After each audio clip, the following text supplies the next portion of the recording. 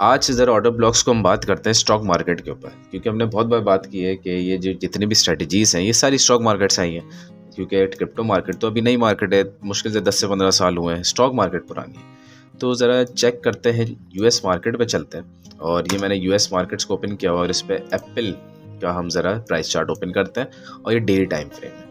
अच्छा, एप्पल का price chart open करें तो क्योंकि मैं तो प्राइस चार्ट को देख रहा था काफ़ी टाइम से, और अगर आप नहीं भी देख रहे तो भी आप यहाँ पे इजीली पहचान जाएंगे कि इम्पल्सिव मूव यहाँ पे आया है। ठीक है, ये नज़र आ रहा है, प्रॉपर्ली नज़र आ रहा है, और कहीं भी जगह इम्पल्सिव मूव नज़र नहीं आ रहा और यहाँ पे नज़र आ रहा है। तो ये जो इम्पल्सिव मूव आया है, इससे पहले ही आप ऑर्डर ब्लॉक तलाश करते हैं, आपको मिल जाता है, और ये रहा ऑर्डर ब्लॉक।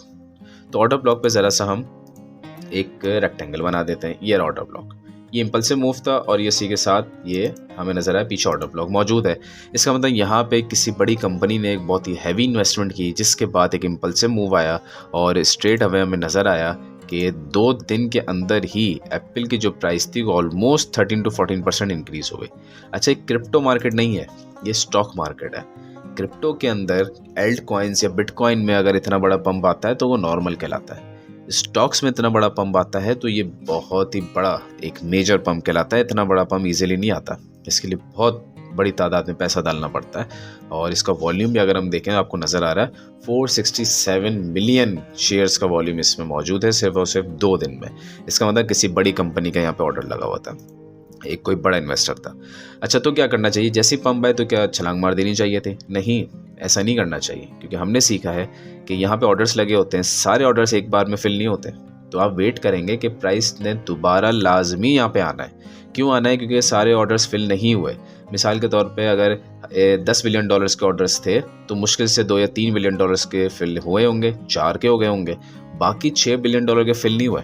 उसके लिए उठाने के लिए इसको वापस प्राइस को आना है। यहाँ पे प्राइस ऊपर क्यों जाती है बगैर उसको पिक किए? ताकि रिटेल जितने भी ट्रेडर्स हैं वो इसमें छलांगे मारें और वो लिक्विडेट हो। ये नज़र आ रहा है, ये लिक्विडिटी है सबकी। जैसे ही ऊपर गया, रिटेल ट्रेडर्स आए, प्राइस डाउन आई, उनके स्टॉप लॉसेस हिट हुए क्योंकि वो फ्यूचर्स में ट्रेडिंग करते हैं, और फिर प्राइस अपवर्ड चली गई। तो ये एक रीज़न होता है। लेकिन आप जब इस कॉन्सेप्ट को समझते हैं तो आप इस टाइम पे एंट्री नहीं लेते, वेट करते हैं। देखें, प्राइस ने दोबारा उसी जगह पे आके प्राइस पहुंची है 195 पे, 196 पे, यहाँ पे फिर आप एंट्री ले सकते थे। और उसके बाद देखें प्राइस ने कितना ज़बरदस्त एक पंप दिया और प्राइस मुसलसल ऊपर की तरफ जा रही है। अगर हम इसको देखें तो ये अच्छा, इसमें अगर कोई इंडिकेटर लगा लें EMA 21 तो भी नज़र आ जाएगा कि प्राइस जो है अराउंड EMA 21 को यहाँ पे डेली पे रीटेस्ट हुआ था, उसके बाद एक अपवर्ड मूवमेंट हमें नज़र आया। तो खैर, इसको क्लोज़ करते हैं। तो ये आपको नज़र आ गया कि स्टॉक मार्केट के अंदर भी आप इन स्ट्रेटजीज़ को यूज़ कर सकते हैं और बहुत अच्छा प्रॉफिट कमा सकते हैं। ये पूरा एप्पल का आपको नज़र आ रहा है, यहाँ पे कहीं भी इतनी बड़ी इंपल्सिव मूव नज़र नहीं आ रही, हालांकि मैंने डेली चार्ट खोला हुआ है, लेकिन एक बड़ी इंपल्सिव मूव आपको यहाँ नज़र आई, उसके बाद से प्राइस अप है। कोई और स्टॉक उठा लेते हैं, एप्पल को हटाते हैं, टेस्ला को देख लेते हैं। टेस्ला आजकल बहुत चल रहा है। टेस्ला के अंदर तलाश करेंगे क्या कहीं पे कोई इंपल्सिव मूव नज़र आ रहा है? तो यहाँ पे नज़र आएगा 1 2 3 कैंडल्स आपको यहाँ पे देख लेते हैं। यहाँ से उठा और तकरीबन ही यहाँ तक कितने दिन बनते हैं? 5 दिन में 31% बढ़ जाना, तकरीबन 980 मिलियन का वॉल्यूम आ जाना, ये बहुत बड़ी चीज़ है। तो यहाँ पे एक ऑर्डर ब्लॉक आपको दिख भी रहा है और आपने इस ऑर्डर ब्लॉक पे क्या कर दिया? रेक्टेंगल लगा दिया है, ऐसे बॉक्स बना दिया। और जैसे ही प्राइस ऊपर गया, आपने उस वक्त बाय नहीं करना, आपने वेट करना है, प्राइस दोबारा आएगी। कंसोलिडेट किया प्राइस ने, यहाँ पे आप अगर पिक करते हैं तो थोड़ा सा अब ज़्यादा दोबारा रिटेस्ट करना है, आ सकता है, ये चांसेस होते हैं कि 2-3 बार रिटेस्ट कर सकता है, लेकिन आपने सेल नहीं करना। और उसके बाद फिर आपको एक बड़ा पंप नज़र आया। खैर, हम किसी और को देखते हैं। इधर तो खैर अगर आप चार्ट को देखना चाहें तो देख सकते हैं। हम इस वक्त किसी और स्टॉक को देख लेते हैं। माइक्रोसॉफ्ट का स्टॉक है ये, इसको देख लेते हैं। तो इस पर अगर हम देखें तो एक इम्पल्सिव मूव पीछे तो है, इधर भी एक इम्पल्सिव मूव आपको नज़र आ रही है, और वो इम्पल्सिव मूव तकरीबन ये एक इम्पल्सिव मूव और इम्पल्सिव, खैर ये इम्पल्सिव ड्रॉप भी इधर नज़र आ रहा है। उससे पहले भी एक ऑर्डर ब्लॉक मौजूद है, तो इसमें तो कुछ बेहतर खैर है, नज़र तो आ रहे हैं ऑर्डर ब्लॉक्स, लेकिन हमको ईजी वाला पिक करते हैं जिसको समझने में आसान है। गूगल को पिक करते हैं, देखते हैं क्या इसमें कहीं पे है। तो इसमें भी मौजूद है, और गूगल इस वक्त इतने में चल रहा है अराउंड 164। ये भी इतनी कोई प्राइस नहीं है जिस पे कोई इम्पल्सिव मूव आए, पिछले काफ़ी टाइम से इस पे है। तो अगर हम अलीबाबा को देख लें, इस पे आपको फिर भी काफ़ी हद तक नज़र आता है, लेकिन ये थोड़ा सा समझना मुश्किल रहेगा क्योंकि कैंडल्स बहुत सारी इसमें डिस्टर्ब है। और किसी को देखते हैं। खैर हम टॉप से देखें तो ये NVIDIA, इसमें भी आपको प्रीवियसली इसमें कुछ इम्पल्सिव मूव्स थे और वहाँ पे आके इसने रिटेस्ट किया दोबारा। अच्छा, स्टॉक्स के लिए अगर आप इसको मंथली पे भी देखेंगे, वैसे मंथली पे देखना वैसे ज़्यादा मैं प्रेफर करता हूँ स्टॉक्स को, क्योंकि जाहिर सी बात है ये पुरानी मार्केट है, स्टॉक्स पुराने हैं, तो मंथली पे भी आपको एक बहुत ज़बरदस्त एक एनालिसिस मिल जाते हैं।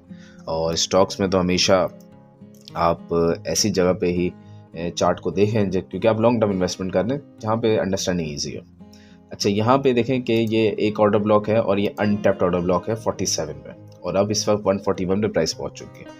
ये तकरीबन बात थी 2 जनवरी 2024 की कि उसके बाद से प्राइस कितनी तेज़ी से ऊपर मूव हुई है। तो क्या यहाँ पे आ सकती है प्राइस? भाई डेफिनेटली आ सकती है, क्यों नहीं आ सकती। ये एक बड़ा पैसा है, इम्पल्सिव मूव हुआ है, लेकिन आ सकती है प्राइस। क्या नहीं आ सकती? बिल्कुल नहीं आ सकती। दोनों चांसेस हैं। क्यों है चांसेस? कि जब तक इसमें कोई बड़ा इन्वेस्टर मौजूद है, जब तक वो प्राइस को नीचे नहीं आने देगा, और एक बार बड़ा इन्वेस्टर हट गया तो प्राइस का ऑर्डर ब्लॉक यहाँ मौजूद है, यहाँ तक प्राइस आएगी। और ये हमें अगर इसका RSI देख लें तो RSI भी इसका पिछले 3 बार ये ओवरबॉट जोन में बहुत बार आ चुका है। अभी तक ये 50 लेवल तक तो पहुंचा है, लेकिन उससे नीचे नहीं गया। हालांकि इससे नीचे अगर हम देखें तो ये एक रीजन था 3 जनवरी 2023, उसके बाद से जब से ऊपर गया 50 RSI से नीचे नहीं आया। तो ये एक बहुत ही स्ट्रॉन्ग चीज़ दिखा रही है कि ये कंपनी बहुत ज़बरदस्त है, इसका स्टॉक बाय करना चाहिए था। लेकिन इस वक्त तो ये रैली आप ऑलमोस्ट आई थिंक मिस कर चुके हैं। बहुत ज़बरदस्त एक रैली यहाँ पे नज़र आई है वीकली पे। मंथली पे अगर हम इसको देखें तो ये देखें मंथली पे ये प्राइस बहुत है। तो मैं ये प्रेफर करूँगा कि इस वक्त इसमें बाई करने के बजाय किसी एसेट पे बाई किया जाए जिसकी रैली स्टार्ट नहीं हुई। ये तो बहुत ज़बरदस्त रैली दे चुका है। यहाँ से भी अगर हम उठाते हैं इसको और यहाँ तक देखते हैं तो ये भाई 815%, वो भी तकरीबन 2 साल में। तो ये तो बहुत ज़बरदस्त है, क्योंकि ये शेयर्स की बात की जा रही है और इसका 194 बिलियन का वॉल्यूम भी इसके अंदर आया है। और RSI भी, मंथली RSI तो खैर ओवर बॉट जोन में जा चुका है, यानी कि ये यहाँ से इसने नीचे आना ही आना है। तो आने वाले टाइम में जब हमें नज़र आएगा कि एक बुल रन स्टार्ट होगा क्रिप्टो में, तो यहाँ से लोग पैसा निकालेंगे, क्रिप्टो में डालेंगे, बिटकॉइन में। तो यहाँ पे फिर आपको ये डिप नज़र आएगा। जब वहाँ पे बुल रन आ रहा होगा, यहाँ पे एक डिप नज़र आ रहा होगा।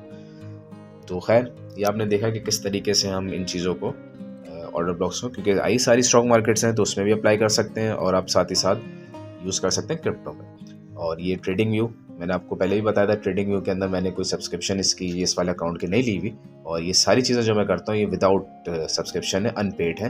तो आप इसका मतलब ट्रेडिंग व्यू को ईजिली यूज़ कर सकते हैं। ये इसका रीज़न यही है दिखाने का कि जो नए ट्रेडर्स हैं और जो नई नई ट्रेडिंग सीख रहे हैं, वो इस चीज़ को समझें कि वो ईजिली एनालिसिस अगर करना चाहते हैं तो ट्रेडिंग व्यू पे जाए, अकाउंट बनाएं विदाउट एनी पेइंग, और आप आराम से उसमें ट्रेडिंग कर सकते हैं, एनालिसिस कर सकते हैं।